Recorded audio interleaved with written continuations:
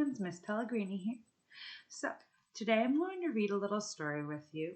This story is one that I've read with a lot of the students that work with me. So, if you work with me, you might have already read this, but it's a really cool book that I wanted to share with you. And I've also included something, a link below that's related to this. So, that would be really cool for you to go ahead and check out. So, the book today is called Turtle Tide. It's the ways of sea turtles. So it's a narrative about the life of a sea turtle, and what the link that I provided is a live sea turtle camera from a facility where sea turtles are being rehabilitated. That means if they're injured, people are helping them get better and heal. So that's a really cool camera, the link that I provided below. So first we're going to read this story. It might be a little long, but it's a really cool story.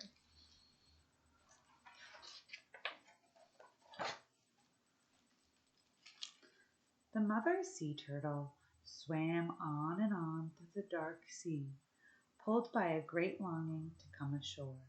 To leave the safety of the water was strange. Her life had been spent in the open ocean, but she knew she must lay her eggs in a sandy nest. She moved closer and closer to the long, silent coast.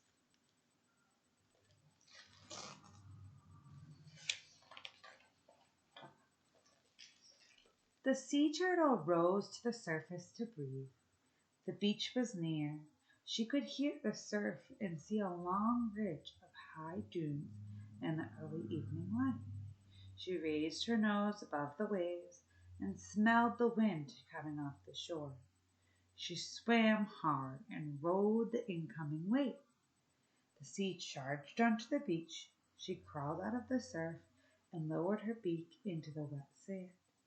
She remembered this place. She remembered the beach. This was the windswept Atlantic coast, where she had been born many years ago. So friends who studied sea turtles with me might remember this really cool fact that sea turtles, when they're adults, they can still remember how to get to the beach where they were born at, even if they haven't been there since they were born. It's really cool. She felt awkward on land. She used her front flippers to heave her body step by step into the high tide line. Her breathing came in deep, hollow gasps. She inched forward a few steps and stopped. She lifted her head and gazed down the beach as if she saw something, as if she heard something. She was very cautious. The sea turtle found her spot and settled her large body into the soft dew. She faced away from the sea and began digging a hole with her hind limbs. Each paddle-shaped flipper scooped sand and flung it away from the hole. Sand flew into her face and tears rinsed salt and sand from her eyes. So she's digging in the sand with her back. I said her back limbs. Those are another word for her back flippers. Her hind is another word for back as well. Her hind flippers reached as far down as they could. She made a hole wide at the bottom and narrow at the top, like the shape of a vase. She rested her chin in the dune and exhaled loudly. The hole was finished. Without looking back once, she began laying eggs, leathery cream-colored eggs the size of ping-pong balls. They dropped in ones, twos, and threes. Wet, glistening in the light of a rising full moon, her shell, covered with ancient barnacles and seaweed, heaved silently. Once she began to lay eggs, the sea turtle could not stop.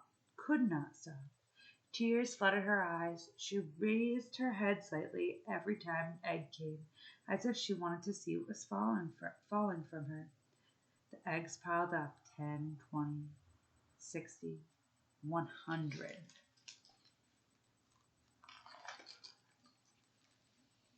The mother turtle wasted no time before covering up her eggs. Her rear flippers pushed the sand to the opening. She shifted from side to side and worked herself over the nest site. Her weight packed down the sand until there was no sign of a hole. Having tucked her bundle of eggs into the warm dune, the sea turtle dug her flippers into the sand and slowly wheeled around. She plodded straight for the water, leaving a wide set of tracks. She reached the wet sand and tasted the sea. Waves broke over her crusty old shell, and she kicked free of the land. The turtle dove into the face of the moon, a giant yellow moon sleeping on the sea. She didn't look back. She swam on and on.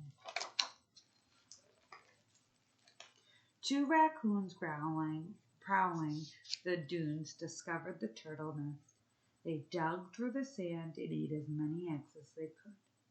And what had been 100 was now 64. 65 days later, the baby turtle somehow knew it was time. In the dark pit, the hatchlings ripped free of their eggshells and pushed and pulled in a wild scramble to the surface. This massive baby turtle surged to the top, teeming over the rim of the nest like froth spilling from a boiling pot. The hatchlings wasted no time. Without seeing the water, they saw that the light above the ocean was brighter, and they moved toward it. They streamed in small groups toward the sea, climbing up the hills and tumbling down the valleys of the sand. They scuttled across the face of the flat beach, marking the sand with hundreds of tiny tracks. The open beach was a dangerous place for small, soft turtles.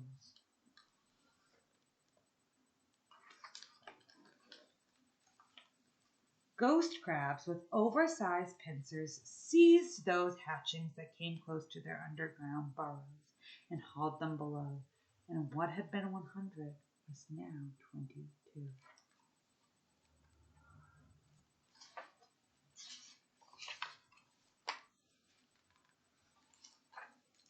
The sea turtle hatchlings reached the edge of the wet sand. Faster and faster the turtles crawled.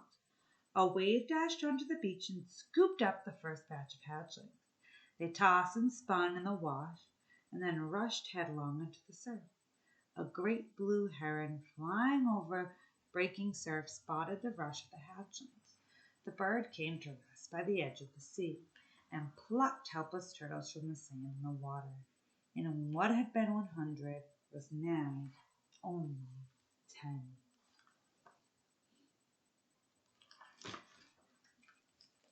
The 10 young turtles swam through the foam and the froth of the sea. Lighter than air, they popped to the surface to breathe, and down again they swam. A sand shark cruised the shallow water and ripped through the band of little turtles, eating as many as he could see. And what had been 100 was now only 2.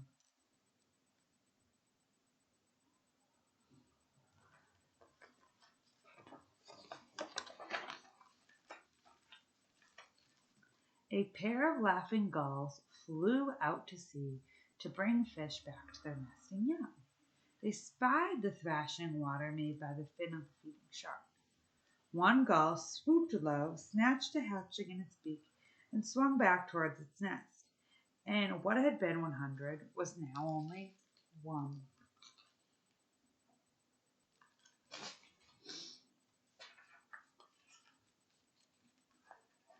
The second gull spotted the last turtle and plucked it from the water. The bird turned to the shore. A larger herring gull dove in to steal the prize and jammed its beak into the outstretched neck of the laughing gull. The small gull reeled and screamed, and the hatchling fell free. The big herring gull rolled to retrieve its prey, but the hatchling disappeared into the wash of the breaking waves. The sky turned red and gold, and the sun rose over the edge of the earth. The lone sea turtle hatchling beat the waves with flying swim strokes. With its sea compass already fixed, the little turtle made straight for the open sea, pulled by a longing to be someplace far, far away. And what had been 100 was now one, following the ancient path to home. All right. So, my friends, what I want you to do is I want you to go ahead and click the link that I provided below and leave a comment if you were able to watch the sea turtle camera and maybe tell me something that you saw that you thought was cool. All right. Bye, friends. I hope to talk to you soon.